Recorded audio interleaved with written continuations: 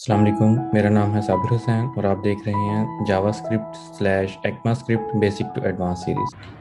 अस्सलाम वालेकुम।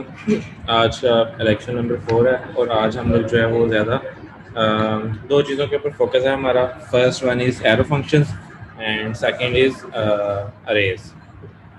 सो arrow function से स्टार्ट करते हैं। ओके, एरो फंक्शंस जो है वो ECMAScript 2015 में लॉन्च हुए थे और which is a syntactic sugar for defining function expressions. Last में हम लोगों ने देखा था कि फंक्शंस जो है वो हम लोग दो तरह से यूज़ करते हैं। The one is function statements and the other one is function expressions. तो एरो फंक्शंस जो है it's a kind of function expressions here how the arrow functions version of add function look like. तो इन दोनों का comparison करके देख लेते हैं हम लोग कि पहले हमारे पास फंक्शन किस तरह से था और अब एरो फंक्शन के अंदर हमें क्या क्या बेनिफिट्स हैं और इसका सिंटैक्स जो है वो किस तरह से चेंज है। सो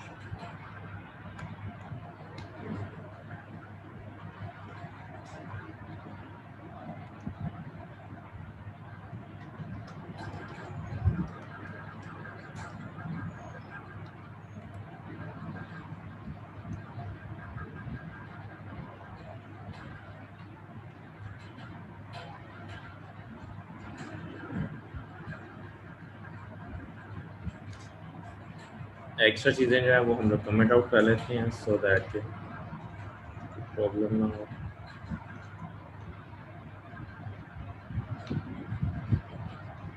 ठीक है जी, ये हमारे पास आंसर आ गया 6। फॉन्ट साइज थोड़ा सा बड़ा कर लेते हैं। सो ये है पुराने वाला फंक्शन। ठीक है, अब हम इसको ट्रांसफॉर्म करते हैं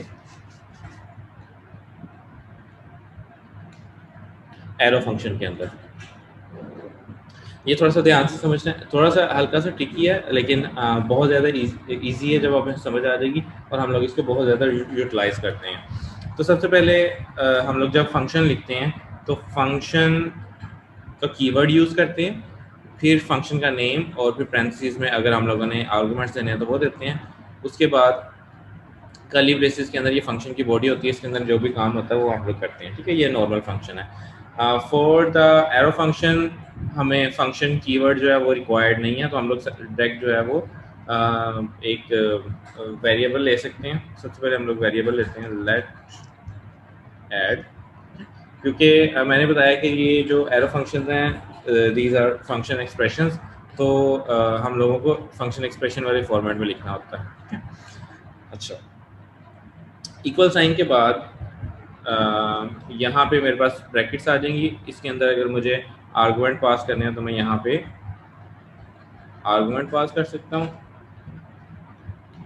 और उसके बाद ये हमारे फंक्शन की बॉडी आ जाती है और इसके अंदर हम लोग इस तरह से रिटर्न ए प्लस बी इस तरह से लिख सकते हैं।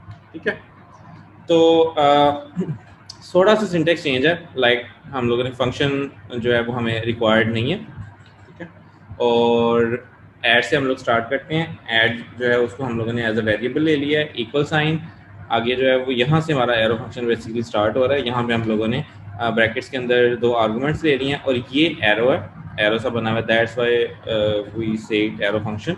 और इसके बाद हम लोग यहाँ पे फंक्शन बॉडी आ जाती है। ठीक है, तो फंक्शन बॉडी में ये है कि अगर हमारे पास एक ही लाइन है, जैसे यहाँ पे है हम लोग रिटर्न करवा रहे हैं ए प्लस बी को, तो हमें रिटर्न स्टेटमेंट भी नहीं चाहिए होती। ठीक है, और ये पैरेंथेसिस भी नहीं चाहिए होती वन लाइनर के केस में। अगर ज़्यादा लाइन्स होंगी तो फिर हम लोग ये चीज़ें ऐड करेंगे। तो अगर मैं सेव करूं और इसको जो है वो कमेंट आउट कर देते हैं तो देखें still I am getting answer 6। तो इसने क्या किया है, यहाँ पे ये ऐड फंक्शन कॉल हुआ है, 2 4 मैंने पास किया, वो यहाँ पे 2 4 आ गया और ये इसने 2 और 4 जमा करके वापस रिटर्न कर दिया हमें। तो अच्छा, बेनिफिट इसके बहुत सारे हैं। लाइक फर्स्ट ऑफ ऑल, जैसे हम लोगों ने अभी देखा, बहुत स्मॉल सा सिंपल सा सिंटेक्स है। और इसके बाद जो है वो आगे साथ साथ हम लोग इसके कुछ एडवांटेजेस भी देखते हैं। So arrow functions mostly behave like a function expressions. They are expressions rather than the statements, which allows them to appear in the expression position. क्योंकि ये function expressions हैं, तो function expressions जो हैं वो whist नहीं होते। whisting का कॉन्सेप्ट हम आगे जाके पढ़ेंगे, उसमें हम लोग देखेंगे कौन सी चीज़ें whist होती हैं, कौन सी नहीं होती, और whisting होती क्या है। लेकिन for the time being अभी ये है कि arrow functions जो है वो whist नहीं होते।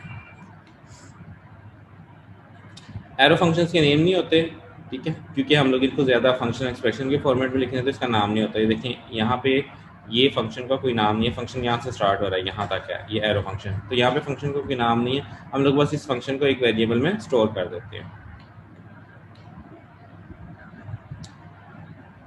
इसकी जो लेक्सिकल बाइंडिंग है जिसकी, वो ऑटो होती है, वो मैं भी आपको बताता हूँ एक एग्जाम्पल के साथ कि इस बात का क्या मतलब है।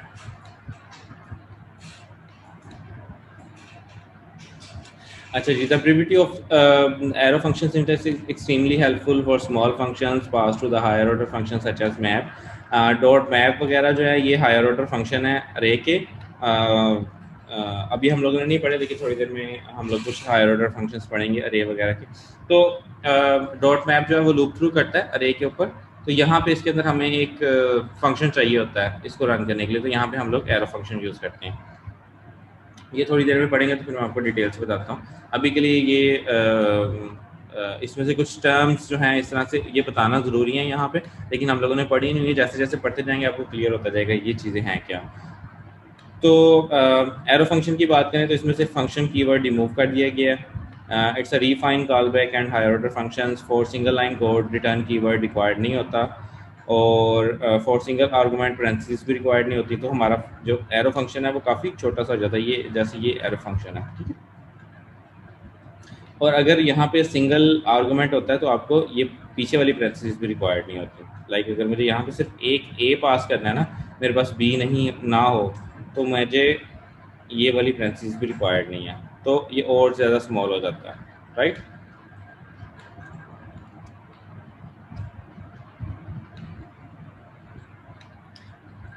ओके, तो यहाँ पे एक ऑब्जेक्ट है। ऑब्जेक्ट के अंदर हम लोगों ने एक प्रॉपर्टी ली हुई है नेम, और एक और प्रॉपर्टी ली है create a non function. Non मतलब नॉन एरो फंक्शन, और एक प्रॉपर्टी ली है क्रिएट एरो फंक्शन। तो इस कोड को ना यहाँ से एडिटर में ले जाते हैं ताकि हमें अच्छी तरह से समझ आए।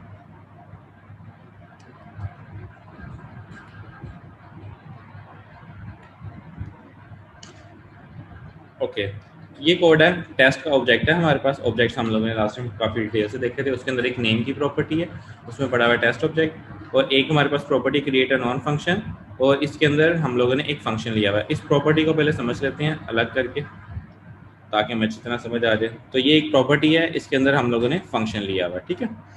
और ये फंक्शन जो है इस तरह से है, ठीक है। ये फंक्शन है और ये फंक्शन की आगे से बॉडी है। इस बॉडी के अंदर मैंने एक और फंक्शन ले लिया, ठीक है, उसको मैंने रिटर्न करवा दिया। रिटर्न फंक्शन एनोनिमस फंक्शन लिया हुआ है, और यहाँ पे console dot log this dot name है, और कंसोल डॉट लॉग आर्गूमेंट्स है।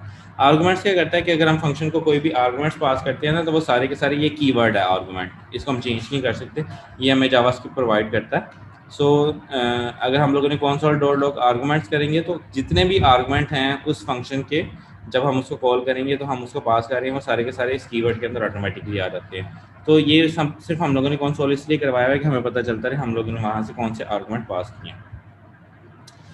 अच्छा, सेम यही वाला काम जो है ना हम लोगों ने यहाँ एक और प्रॉपर्टी के साथ किया हुआ, लेकिन इसका नाम है क्रिएट एरो फंक्शन, और यहाँ पे हम लोगों ने एक फंक्शन लिया, ठीक है, फंक्शन लिया। फंक्शन के अंदर हम लोगों ने जो दूसरा फंक्शन है ना जो यहाँ पे रिटर्न हो रहा था, देखिए यहाँ पे भी फंक्शन रिटर्न हो रहा है, ये फंक्शन जो है वो हम लोगों ने एरो फंक्शन ले लिया, ठीक है। तो एरो फंक्शन क्योंकि एनोनिमस फंक्शन है तो वेरिएबल लेने की जरूरत नहीं है, हम लोग यहाँ से डायरेक्ट रिटर्न करवा रहे हैं। तो एम्प्टी ब्रैकेट्स आ गई। अगर हम लोगों ने कोई आर्गूमेंट पास नहीं करना होता फंक्शन को, तो हम लोग इस तरह से एम्प्टी एरो ब्रैकेट से लेते हैं। यानी कि अगर मुझे कोई भी आर्गुमेंट पास नहीं करना, तो मैं इस तरह से अपना एरो फंक्शन लिख सकता हूँ। ठीक है, तो ये मेरे फंक्शन की बॉडी हो जाएगी इतनी, और यहाँ पे अगर आर्गुमेंट आने होंगे बाद में तो मैं यहाँ पे इन ब्रैकेट्स के अंदर लिख सकता हूँ। ठीक है, सो यहाँ पे हम लोगों ने एरो फंक्शन लिया, उसके अंदर हम लोगों ने कंसोल करवाया हुआ दिस डॉट नेम और this dot console dot of argument. यहाँ पे ना एक कॉन्सेप्ट है समझने वाला, कॉन्सेप्ट ये है कि जो लेक्सिकल बाइंडिंग होती है ना, जिसकी लेक्सिकल बाइंडिंग होती है ना, ये एरो फंक्शन की ऑटो होती है। ऑटो लेक्सिकल बाइंडिंग से क्या मुराद है? ऑटो लेक्सिकल बाइंडिंग से मुराद ये है कि यहाँ पे थोड़ा सा समझते हैं, पहले मैं यहाँ पे समझाता हूँ फिर आपको वहाँ पे। फर्स्ट ऑफ ऑल ये दो प्रॉपर्टीज हैं ऑब्जेक्ट की। ठीक है, तो ऑब्जेक्ट के अंदर हम लोगों ने लास्ट टाइम पढ़ा था दिस कीवर्ड, तो जो दिस कीवर्ड था, दिस कीवर्ड हम लोगों ने पढ़ा था लास्ट टाइम, दिस। अब जिस कीवर्ड के साथ हम लोग क्या करते थे, हम लोग ऑब्जेक्ट की कोई भी प्रॉपर्टी एक्सेस कर सकते थे, लाइक यहाँ पे लिखा हुआ है दिस डॉट नेम। ठीक है, तो दिस डॉट नेम से मैं इस ऑब्जेक्ट का दिस डॉट नेम यानी कि ये नेम की प्रॉपर्टी गेट कर सकता हूँ। ये हम लोगों ने लास्ट टाइम भी देखा था डिटेल के साथ। सो तो यहाँ पे क्या है कि यहाँ पे प्रॉब्लम ये है कि मैं यहाँ पे अगर फंक्शन के अंदर यहाँ पे करता हूँ ना दिस डॉट नेम, ठीक है, तो मैं एक्सेस कर सकता हूँ इसको, क्योंकि इस दिस का मतलब ये है कि मेरा प्रॉपर्टी ये फर्स्ट फंक्शन है। ठीक है, फर्स्ट लेवल फंक्शन है, तो इसके अंदर मैं अपने ऑब्जेक्ट की सारी प्रॉपर्टीज एक्सेस कर सकता हूँ।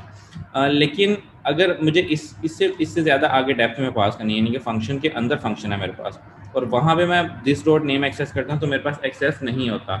यहाँ पे मुझे दिस बाइंड करवाना पड़ेगा, इसको बताना पड़ेगा। या फिर मैं यहाँ पे एक वेरिएबल लूँगा, let name equals this dot name. ठीक है, और ये वेरिएबल फिर मैं यहाँ पे पास करूँगा, तो तब मेरे पास यहाँ पे डाटा आएगा। अदरवाइज मैं फंक्शन के अंदर जो फंक्शन है वहाँ पे दिस की बाइंडिंग जो है वो ऑटोमेटिकली नहीं होती, यानी कि इसको नहीं पता दिस डॉट नेम क्या है, ये ढूंढेगा दिस डॉट नेम इस फंक्शन के अंदर। ठीक है, तो और यहाँ पे ढूंढेगा अपने फंक्शन से बाहर, जैसे कि फंक्शन अपने फंक्शन से बाहर देखता है कि अच्छा ये मेरे पास जो है ऑब्जेक्ट है और इसके अंदर ये नेम है, बस इससे ज़्यादा लेवल के ऊपर वो बाहर चेक नहीं कर सकता। तो यहाँ पे जो है ये हमारे पास दिस डॉट नेम कभी भी कंसोल नहीं होगा। इसको मैं कमेंट आउट कर देता हूँ।